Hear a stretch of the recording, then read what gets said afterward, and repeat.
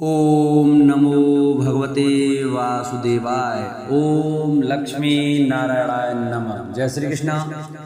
प्रिय भक्तजनों, आज की वीडियो में हम आपको पाप मोचनी एकादशी के व्रत कथा सुनाएंगे। तो सभी भक्तजन हमारी पाप मोचनी एकादशी की कथा को बड़े श्रद्धा भाव और प्रसन्न चित्त मन से सुने। जो भक्त हमारे चैनल पर नए जुड़े हैं, जिन्होंने अभी तक हमारे चैनल को सब्सक्राइब नहीं किया है, वो हमारे चैनल को सब्सक्राइब करें, वीडियो को लाइक करें और कमेंट में ओम नमो भगवते वासुदेवाय अवश्य लिखें। आइए भक्तों, कथा को प्रारंभ करते हैं।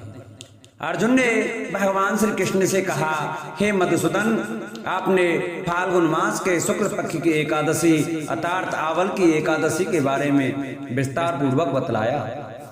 चैत्र माह के कृष्ण पक्ष में आने वाली एकादशी का क्या नाम है तथा उसकी विधि क्या है, कृपया करके आप मेरी बढ़ती हुई जिज्ञासा को शांत करें। भगवान श्री कृष्ण ने कहा, हे अर्जुन, चैत्र मास के कृष्ण पक्ष की एकादशी को पाप मोचनी एकादशी के नाम से जाना जाता है। एक बार की बात है, पृथ्वीपते राजा मानदाता ने लोमस ऋषि से यही प्रश्न किया था जो तुमने मुझसे किया है। अतः जो कुछ भी ऋषि लोमस ने राजा मानदाता को बताया वही मैं तुमसे कह रहा हूँ। राजा मानदाता ने धर्म के गौतम रहस्यों के ज्ञाता महर्षि लोमस ऋषि से पूछा, हे ऋषि श्रेष्ठ, मनुष्य के पापों का मोचन किस प्रकार संभव है? कृपया कर कोई ऐसा सरल उपाय बताइए जिससे सभी को सहज ही पापों से छुटकारा मिल जाए। महर्षि लोमस ने कहा, हे नृपति, चैत्र मास के कृष्ण पक्ष की एकादशी का नाम पाप मोचनी एकादशी है। उसके व्रत के प्रभाव से मनुष्यों के अनेक पाप नष्ट हो जाते हैं। मैं तुम्हें इस व्रत की कथा सुनाता हूँ, ध्यान पूर्वक श्रवण करो। प्राचीन समय में चैत्ररथ नाम का एक वन था। उसमें अप्सराएं किन्नरों के साथ विहार किया करती थी। वहां सदैव वसंत का मौसम रहता था, अर्थात उस जगह सदा नाना प्रकार के पुष्प खिले रहते थे। कभी गंधर्व कन्या विहार किया करती थी, कभी देवेंद्र अन्य देवताओं के साथ क्रीड़ा किया करते थे। उसी वन में मेधावी नाम के एक ऋषि भी तपस्या में लीन रहते थे। वे शिव भक्त थे।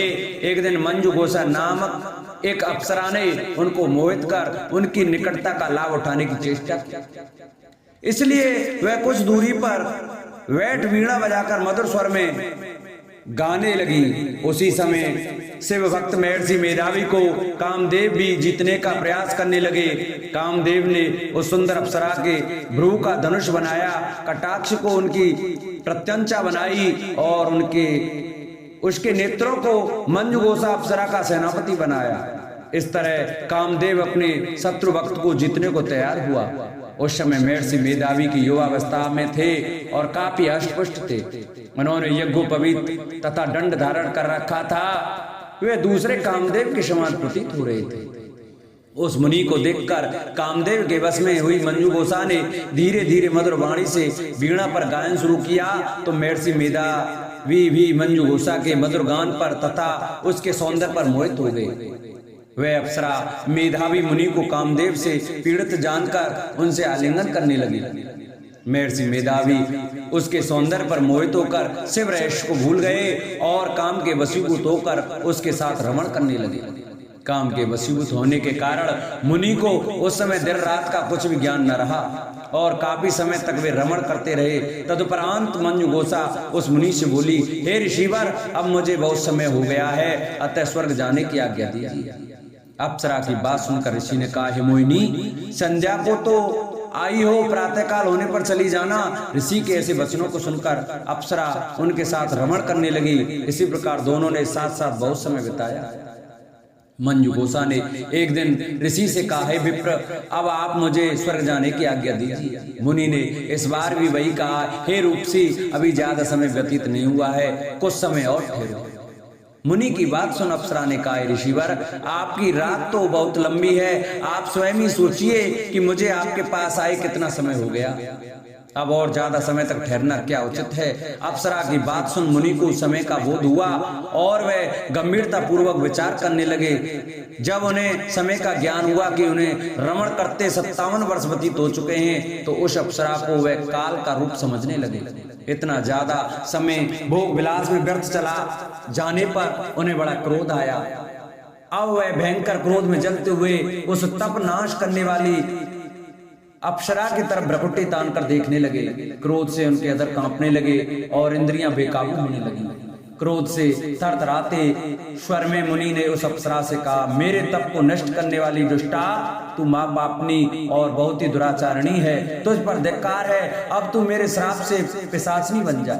मुनि के क्रोध युक्त श्राप से वह अप्सरा पिशाचनी बन गई। यह देख वह व्यथित होकर बोली, हे ऋषिवर, अब मुझ पर क्रोध त्याग कर प्रसन्न होइए और कृपया करके बतलाइए कि इस श्राप का निवारण किस प्रकार होगा।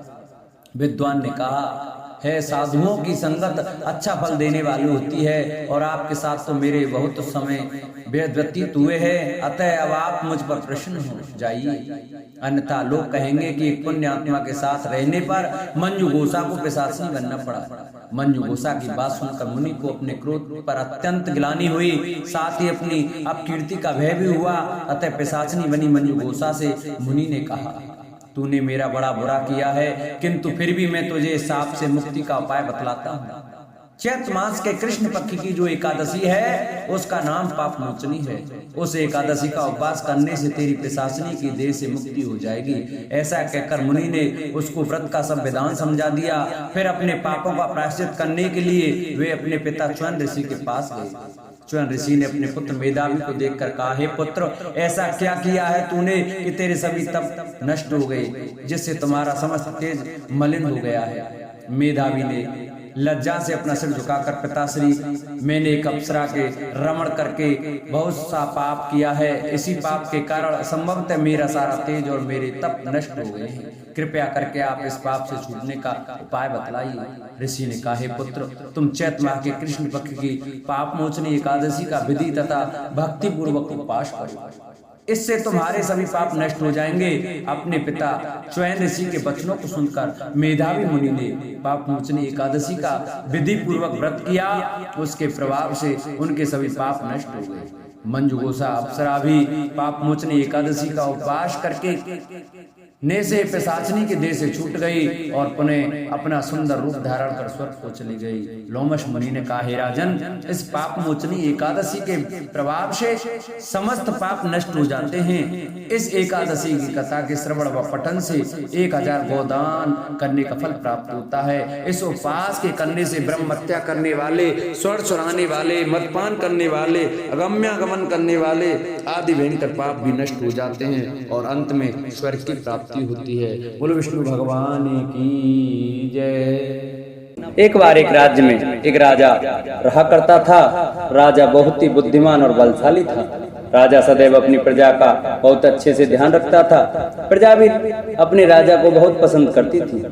राजा की 2 बेटियां थीं। राजा अपनी दोनों बेटियों से बहुत प्रेम करता था। राजा की छोटी बेटी देखने में बहुत सुंदर और सुशील थी और राजा की बड़ी बेटी छोटी बेटी के मुकाबले थोड़ी कम सुंदर थी।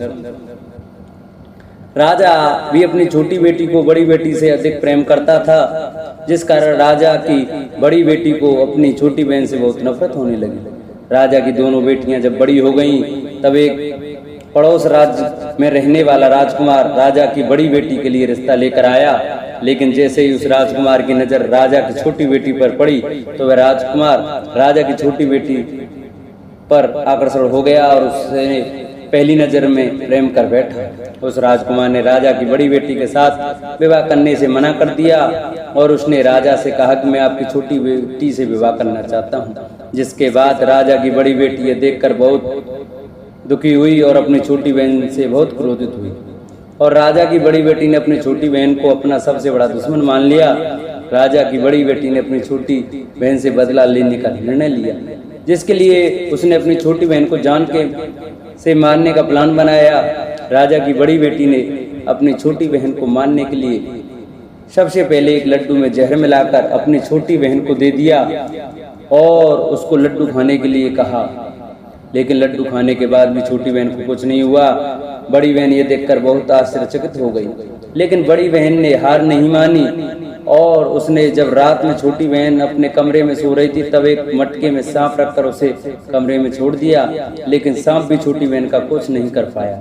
जिसके बाद बड़ी बहन ने अपनी छोटी बहन से कहा कि चलो हम लोग कुएं में से पानी भरकर लाते हैं, जिसके लिए वे अपनी छोटी बहन को पानी भरने के बहाने कुएं पर ले गई और उसने अपनी छोटी बहन को कुएं में धक्का दे दिया। लेकिन छोटी बहन को तब भी कुछ नहीं हुआ, क्योंकि हर बार ग्यारस माता उसकी रक्षा कर रही थी। और उधर बड़ी बहन अपने सारे प्रयासों के बाद अब असफल हो रही थी, जिससे वह बहुत क्रोधित होती जा रही थी। फिर उसने अपनी बेटी छोटी के बहन के पास जाकर उसने खुद ही पूछा कि मेरी छोटी बहन, तुमको पता है भगवान ने सबकी मृत्यु एक निश्चित समय पर लिखी हुई है और कैसे तुम्हारी मृत्यु होगी, क्या यह तुम जानती हो? तब छोटी बहन ने अपनी बड़ी बहन को बताया कि हाँ, मैं तो जानती हूँ मेरी मृत्यु कैसे होगी। छोटी बहन से यह सुनकर बड़ी बहन मन ही मन बहुत प्रसन्न होने लगी और उसने अपनी छोटी बहन से कहा कि तो मुझे अपनी मृत्यु का राज बताओ। छोटी बहन ने अपनी बड़ी बहन से कहा कि मेरी मृत्यु तो एक तोते में है, जो तोते के गले में एक हार है, उससे मेरी मृत्यु होगी। जब तक कोई भी व्यक्ति तोते को मारकर वह हार अपने गले में पहनेगा तो मैं मूर्छित हो जाऊंगी, और जैसे ही उस हार को अपने गले से उतारेगा तो मैं वापस से जीवित हो जाऊंगी। अपनी छोटी बहन की मृत्यु का राज जानकर बड़ी बहन बहुत ही खुश हो गई और उसने अपनी छोटी बहन को मारने के लिए उसके पालतू तोते को ढूंढना शुरू कर दिया। और छोटी बहन को इस बात का आभास हो गया कि कोई उसकी जान लेना चाहता है, जिसके लिए वे अपने पिताजी के पास गई और उसने अपने पिताजी से कहा, पिताजी मेरी मृत्यु के बाद आप मुझे जलाइएगा मत, बल्कि आप मुझे अपनी पुरानी वाली हवेली में एक पलंग में लटा कर छोड़ दीजिएगा। अपनी छोटी लड़की की यह बात सुनकर राजा बहुत आश्चर्यचकित हो गए। राजा ने अपनी छोटी बेटी से पूछा, बेटी तुम या कह रही हो? तब राजा की छोटी बेटी ने बताया, पिताजी समय किसी के लिए नहीं रुका है, कब क्या हो जाए किसी को कुछ पता नहीं है। और फिर राजा ने अपनी छोटी बेटी से कहा कि तुम ऐसी बातें क्यों कर रही हो, 2-3 दिन में तो तुम्हारा विवाह है। लेकिन छोटी बेटी ने अपने पिताजी को ऐसा करने पर मजबूर कर दिया और उनसे वचन ले लिया। राजा ने भी अपनी छोटी बेटी की बात स्वीकार कर ली और 2-3 दिनों के बाद जब शादी का समय आया तब राजकुमार बारात लेकर राजा के घर आया और राजकुमार और राजा की छोटी बेटी का विवाह शुरू हो गया। जैसे ही राजा की छोटी बेटी राजकुमार के साथ फेरे लेना शुरू करती है तो उसकी बड़ी बहन अपनी छोटी बहन के कमरे में जाकर उसके तोते को पकड़ लेती है और उसको जान से मार देती है। तोते की गले में जो हार था उसको अपने गले में धारण कर लेती है। जैसे ही बड़ी बहन उस हार को अपने गले में धारण करती है तो उधर छोटी बहन 3.5 फेरे ही ले पाती और वहीं पर बेहोश होकर गिर जाती है। जिसके बाद राजा ने बड़े बड़े दर्द हकीमों को बुलाया और अपनी छोटी बेटी का इलाज करने के लिए कहा। राजा की बात सुनकर वैद्य भी छोटी बेटी को जब चेक किया तो राजा को बताया कि आपकी छोटी बेटी ना तो जीवित है और ना ही मरी हुई है, यह मैं ऐसा पहली बार देख रहा हूँ। राजा ने वैद्य और हकीम को यह बात बाहर बताने से मना कर दिया और उनको कहा कि अगर तुमने यह बात किसी को बताई तो हम तुम्हें फांसी देंगे। राजा ने अपनी छोटी बेटी को पुराने महल में जाकर एक पलंग में लेटा दिया और वहां पर कुछ सैनिकों को तैनात कर दिया। वापस अपने महल पर आ गया। राजा की बड़ी बेटी अपने पिता के साथ आई और कहने लगी, पिताजी अगर यह शादी संपन्न नहीं हुई तो आपकी इज्जत का क्या होगा? आप कहें तो मैं आपकी इज्जत बचाने के लिए राजकुमार से शादी करने के लिए तैयार हूँ। जिसके बाद राजा ने अपनी बड़ी बेटी की बात मान ली और राजा ने बड़ी बेटी को छोटी बेटी के कपड़े पहनाकर मंडप पर भेज दिया। लेकिन राजकुमार ये जान गया कि यह राजा की छोटी बेटी नहीं बल्कि यह राजा की बड़ी बेटी है। लेकिन जब राजकुमार ने शादी करने से मना किया तो सभी लोगों ने राजकुमार को विवश करके राजा की बड़ी बेटी से बचे हुए फेरों को संपन्न करा दिया और विवाह करवा दिया। इसके बाद राजकुमार राजा की बड़ी बेटी को अपने महल में ले गया। राजकुमार राजा की बड़ी बेटी से ना तो बात करता था, नहीं उसको पसंद करता था, ना ही उसके आसपास भटकता था। और राजकुमार ने यह फैसला लिया कि वह अपनी प्रेमिका को ढूंढ कर रहेगा और यह जानकर रहेगा कि उसके साथ क्या हुआ है। एक दिन राजकुमार अपने घोड़े पर सवार होकर राजा के पुराने महल के पास पहुंच गया, जहां पर उसने कुछ सैनिकों को देखा। महल के पास पहुंचकर राजकुमार ने जब महल को ध्यान से देखा तो वह समझ गया कि यह तो हमारे ससुर जी का महल है। तब राजकुमार ने सैनिकों से पूछा, तुम लोग यहाँ क्या कर रहे हो और इस महल के अंदर उस पलंग में कौन लेटा है? जिसके बाद सैनिकों ने बताया कि यहाँ वह राजा की छोटी बेटी लेटी है। यह सुनकर राजकुमार बहुत प्रसन्न हो गया और वह तुरंत अपनी प्रेमिका के पास पहुंच गया और उसकी सेवा करने लगा। जैसे ही रात हुई तो राजा की छोटी बेटी उठकर खड़ी हो गई। राजकुमार ये देखकर बहुत खुश हो गया और उसने अपनी प्रेमिका से पूछा कि तुम यहाँ क्या कर रही हो? तुम मेरे साथ मेरे घर चलो। राजा की छोटी बेटी ने राजकुमार को सारी बातें बता दी। मेरी जान एक तोते में बसी थी और मैंने ये बात सिर्फ अपनी बड़ी बहन को बताया था और मुझे पता है कि उसने ही मुझे मारने का प्रयास किया है। उसके पास एक हार है जिसको वह सुबह पहन लेती है और रात को उतार देती है। जब तक वह हार को पहने ले रहती है तब तक मैं मूर्छित रहती हूँ और जैसे ही वह हार को उतार देती है तो मैं जीवित हो जाती हूँ। और जब तक मेरी बड़ी बहन के पास वह हार है तब तक मैं ऐसे ही जीवित और मूर्छित होती रहूँगी। अगर मेरी बड़ी बहन के पास जो हार वह मेरे हाथ में लग जाए तो मैं हमेशा के लिए जीवित हो जाऊंगा। राजकुमार यह बात सुनकर राजा की छोटी बेटी के पास रहने का निर्णय ले लिया और उसने अपने बचे हुए सारे फेरे उस पलंग में लेटी राजकुमारी की छोटी बेटी के साथ लिए और अपना विवाह पूर्ण कर लिया और वहीं पर ही रहने लगा। देखते ही देखते कुछ समय में राजा की छोटी बेटी और राजकुमार की पत्नी पेट से हो गई। एक दिन राजकुमार को किसी काम से बाहर जाना पड़ा। तब छोटी बहन के पेट में बहुत तेज से दर्द होने लगा। जिसके बाद उसने 11 माता का आह्वान किया। जिसके बाद वह 11 माता प्रकट हुई और उन्होंने अपने भक्तों के दर्द को दूर किया और एक पुत्र की प्राप्ति करवाई। और वहीं पर अचानक से राजकुमार भी आ गया। राजकुमार ने 11 माता को देखा तो वह आश्चर्यचकित हो गया और उसने तुरंत माता को प्रणाम किया। और 11 माता ने राजकुमार से कहा कि जब तुम्हारा तो 5 वर्ष का हो जाए तो तुम अपनी पत्नी का हार आकर इसके गले में डाल देना। और देखते ही देखते राजकुमार और राजा छोटी बेटी का पुत्र 5 वर्ष का हो जाता है। तो राजकुमार अपने बेटे से कहता है कि बेटा मैं कुछ काम से बाहर जा रहा हूँ, तुम अपनी माता का ध्यान रखना। और वहाँ से चला जाता है। राजा को बाहर निकलता देख बड़ी बहन के सैनिक देख लेते हैं और बड़ी बहन को जाकर सारी बातें बता देते हैं। जिसके बाद बड़ी बहन अपनी छोटी बहन के पुत्र को वहां से उठवा लेती है और उसको मरवा देती है। छोटी बेटी के पुत्र के 2 टुकड़े करवा देती है। पहला टुकड़ा चक्की के पास छुपा देती है और दूसरा टुकड़ा अपने पलंग के नीचे रख देती है। अब 11 माता भिखारी का रूप लेकर आती हैं। एक भिखारी का रूप धरकर बड़ी बहन के पास चली जाती हैं।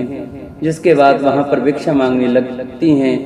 बड़ी बहन अपने नौकरों से कहती है जाकर भिक्षा दे दो। लेकिन जैसे ही नौकर 11 माता को भिक्षा लेने के लिए आते हैं तो माता उन्हें मना कर देती है और कहती है कि मैं तुम्हारी महारानी से ही भिक्षा लूंगी। जिसके बाद बड़ी बहन स्वयं भी भिक्षा देने के लिए माता के पास आती है। तब माता एक बिल्ली का रूप लेकर उसके कमरे में चली जाती है और वहां पर छोटी बेटी के पुत्र के 2 टुकड़ों को आपस में जोड़ देती है और उसे जीवित कर देती है। उसे वहां से ले जाती है। राजकुमार अपने बेटे को लेकर अपनी पत्नी के पास जाता है और उससे कहता है कि तुम इसका ध्यान रखना। अगर तुम इस बच्चे का अच्छे से ध्यान रखोगी तो मैं तुमसे बात करूंगा। एक दिन राजकुमार अपने बच्चे से कहता है कि तुम मम्मी से उनके गले का हार मांग लो। जिसके बाद राजकुमार का लड़का अपनी मम्मी के पास जाता है और कहता है कि मम्मी मुझे तुम्हारा हार चाहिए जो तुमने गले में पहन रखा है। यह सुनकर पहले तो बड़ी बहन क्रोधित होती है और उसको यह याद आता है कि राजकुमार ने कहा था कि अगर मैं इस बच्चे का ध्यान अच्छे से रखूंगी तो वह मुझसे बात करेंगे। जिसके कारण वह हार को उस बच्चे को दे देती है और वह तुरंत हार को ले जाकर अपने पिताजी को दे देता है। और तभी राजकुमार अपने बेटे को लेकर वहां से जाने लगता है और अपनी पत्नी से कहता है कि तुम हमारे लिए खाना बना कर रखना, मैं शाम को आकर तुम्हारे साथ खाऊंगा। और वह अपने बेटे को लेकर वहां से चला जाता है। जिसके बाद वह राजा के पास जाता है और उनको सारी बातें बता देता है। राजा अपनी बड़ी बेटी की यह करतूत सुनकर बहुत क्रोधित होते हैं और अपनी परवरिश पर ही दोष देने लगते हैं और राजकुमार को अपनी छोटी बेटी के साथ रहने का आदेश देते हैं। बोलो 11 माता की जय। जिन भक्तों को हमारी वीडियो अच्छी लगी हो वो हमारी वीडियो को शेयर ज़्यादा से ज़्यादा शेयर करें, चैनल को सब्सक्राइब करें, वीडियो को लाइक करें और कमेंट में ग्यारस माता की जय लिखना न भूलें। बोलो ग्यारस माता की जय, बोलो विष्णु भगवान की जय।